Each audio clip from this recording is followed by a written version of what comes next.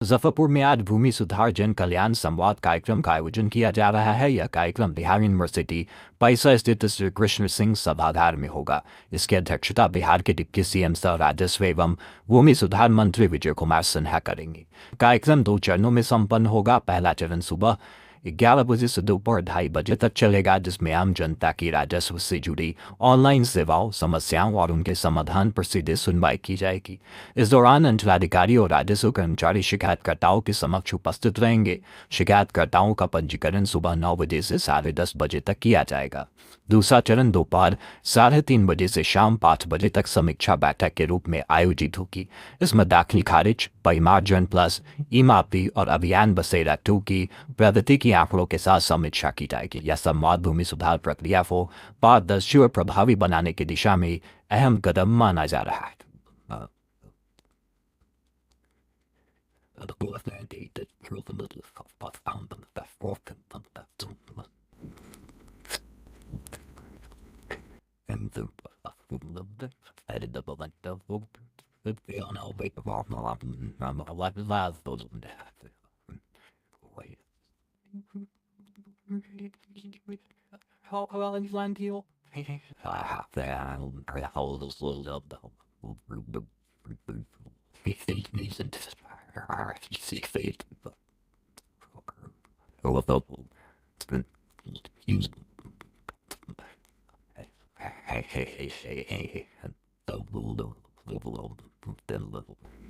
हाँ, मेरा registration number 36 है। आप संभवतः ही भेंट हो पाएगी, लेकिन आपके माध्यम से हम ये बताना चाहेंगे कि हमने जमीन का रजिस्ट्रेशन करा लिया। जिनका जमीन था उनका कागज भी जमा किए, हम जो रजिस्ट्रेशन कराए उसका भी कागज जमा किए। जो म्यूटेशन के लिए आवेदन दिए तो बताया गया कि ऑनलाइन जमाबंदी जो है वो क्षतिग्रस्त पाया गया, जबकि उस जमाबंदी का ऑनलाइन वो रसीद ले रहे हैं, पैसा ले रहे हैं, लेकिन ऑनलाइन उनका जमाबंदी क्षतिग्रस्त है। तो ऑनलाइन जमाबंदी को सुरक्षित रखने की जिम्मेवारी किसकी है? ब्लॉक की है या हमारी है? कागज तो उनके पास रहता है, हमको भी जरूरत पड़ेगा तो हम भी ब्लॉक कैसे कागज लेकिन फिर उनको दिखाएंगे। वो हमको कहना है कि ऑनलाइन क्षतिग्रस्त है। अरे भाई, ऑनलाइन क्षतिग्रस्त है, आप अगर हमसे भी बोलिएगा हम तो फिर आप ही को आवेदन देंगे कि सर हमको कागज वन निकाल के आपको दिखाएंगे। ये तो कोई रीज़न ही नहीं है रिजेक्ट करने का। वो रिजेक्ट ये है कि ऑनलाइन क्षतिग्रस्त है। ऑनलाइन क्षतिग्रस्त है तो आप उस जमीन पर रसीद दीजिए, कार्ड इतना दिन से लगाना अपने रहा है, ब्याज ले रही है और जमीन का बस ऑनलाइन क्षतिग्रस्त है। तो ऑनलाइन क्षतिग्रस्त है तो अब हम कहाँ से देंगे बताइए? तो सरकारें न देगी, जो जमीन का रिपोर्ट रखती है वही तो देगी। और करिए क्षतिग्रस्त है, इसकी आप पर निरस्त किया जा रहा है। जिस वक्त रजिस्ट्रेशन कराए बाकी प्रक्रिया है भी उस वक्त उनको कहीं कुछ नहीं नजर आया। बाद में दौड़े कि क्षतिग्रस्त है में जो है आएगी, वो सीधा सीधी मतलब है उनका पाना है। और ये आप अगर ऐसे नहीं दीजिएगा तो आपको DCR कोर्ट जाना पड़ेगा, वहाँ पर कम से कम 25-30 हज़ार रुपये खर्चा होगा। ऐसा डिमांड उससे कुछ कम में ही यहाँ हो जाएगा। आप नहीं दीजिएगा तो आपको DCR कोर्ट जाना ही पड़ेगा। ना नजराना वो फायदा है, बिना नजराना के कहीं कोई सुनवाई नहीं है। मानिए हमसे ये है कुछ वो ये बताइए वो खुद खाता है क्या? अच्छा, रीजन में भी दे देता है कि आगे की कार्रवाई के लिए आप DCR कोर्ट जाइए। भैया कोर्ट हम जाएंगे, वकील को पैसा देंगे, तो उसका वही कहना है आप कोर्ट में ही जाके हमको दे दीजिए 20,000, हम काम कर दिए। कोर्ट जाएगा तो 50,000 में काम हुआ। काम तो होना ही है। कोर्ट बताइए कैसे फिर कोर्ट अगर आदेश देता है तो फिर कागज भी आ जाता है, सब चीज़ बिल्कुल ठीक हो रहा है। ऐसा बहुत सारा केस है जो एक ही जमीन का ही रजिस्ट्रेशन पहले करा, इनका नहीं हुआ, वो अभी तक पेंडिंग चल रहा है। दोबारा जो कराए तो उसमें सोचे लफड़ा से बसने के लिए कुछ दे देते हैं तो सेम चीज का हो गया। अब पहले वाला जो अभी तक लसक रहा है ट्रैक्टर काटिए रहा है, इस वजह से आया है। भैया तो मुसारी है, क्या नाम बताए? भैया नाम कुणाल भारती है। जन संवाद होगी, जन कल्याण कार्यक्रम है। माननीय मुख्यमंत्री साफ भूमि राजस्व मंत्री भरपूर हिम्मत से टीम हाथ में इसे में आए हैं। मेरा नाम कुणाल किशोर हुआ और करिया है। मैंने जमीन दिया था पूरा धार में 5 में, जिसको दाखिल खारिज के लिए हमने जब दिया उस दाखिल खारिज को निरस्त कर दिया गया। उसमें कारण बताया गया कि विक्रेता ने अपने हिस्सा से ज्यादा का जमीन बेच दिया है, जबकि ये अधिकार न CO को है, न DCLR को है, न DM साहब को है, न KDM साहब को है। ये कोड गलत है, जिससे हमने लिया उनके परिवार के किसी भी आदमी द्वारा आपत्ति भी दर्ज नहीं। उसके बाद फिर 2 साल बाद उनसे 5 ईस्वी जमीन हमने लिखाया। उसमें हमने पैसा दिया, पैसा चलता है नजराना। 1,35,000 मांगा गया तो नहीं दिए, 20 में उनसे 20,000 मांगा गया, हमने वो नजराना दिया। उस दाखिल खारिज उसके बाद जिलाधिकारी महोदय सर हमने आवेदन दिया। जिलाधिकारी महोदय के आवेदन देने पर जवाब जो मिला अंचल कार्यालय मरवन द्वारा, DCLR द्वारा, उस जवाब में है कि राजस्व वसूली के लिए इनका 5 दूर जमीन का 20 मिल जमीन का दाखिल खारिज कर दिया गया। 5 मिल का विक्रेता ने अपने हिस्सा से ज्यादा सा जमीन बेचा था, इसलिए उसे बंद कर दिया गया।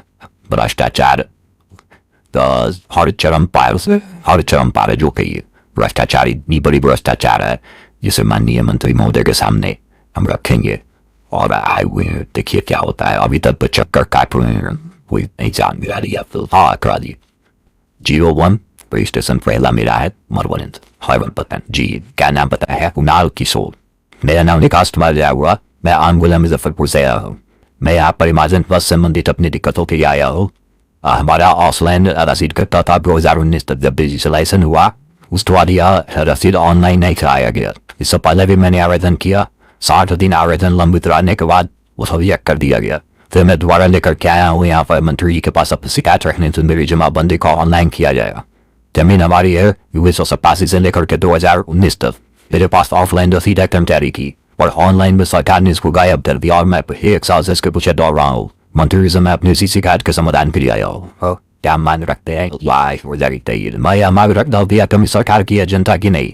मेरे पास 1987 से 2019 तक का ऑफलाइन रसीद सारा है मेरे पास, और 2019 के बाद जब कंप्यूटर पर सरकार ने चलाया तो यह सरकार की जिम्मेवारी थी कि हमारी रसीद ऑनलाइन करती। यह हमारी तरह की समस्या बहुत सारे लोगों की है। मैं मंत्री से यही मांग करूंगा कि इस प्रकार की छोटी मोटी समस्याओं को तुरंत दूर किया जाए। यार मैं आपके सामने उपस्थित हूँ। आनंद बैंक की वासवान नंबर 402 वेंदरा जमीन हुआ ऑनलाइन जमाबंदी छूटे हुए जमाबंदी के लिए हमने परिमार्जन किया था। परिमार्जन में आवेदन को कर दिया गया शुद्धि पत्र की कमी दिखा करके। शुद्धि पत्र के लिए जब मंचल का लालन आवेदन किए तो आसासी की द्वारा रिसीविंग पर दिया नहीं जाता है। जबरन रिसीविंग कराने के बाद उन्होंने कहा कि हम रिसीविंग नहीं देंगे। रिसीविंग दे देने के बाद क्या मिल जाएगा और जान से मारने का धमकी मेरे भाई को दिया गया।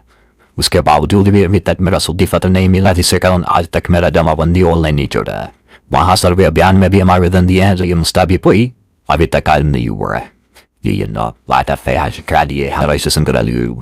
क्या मतलब बातें रखेंगे, बस यही जो बातें भी आपके सामने रखे ये बातों को रखना है। आशा है मेरा अस्थायी घर तो ये सलंगा प्रखंड में, लेकिन मेरा वो हुआ कि पूरा थाना नंबर 402 के वाय नाम हुआ।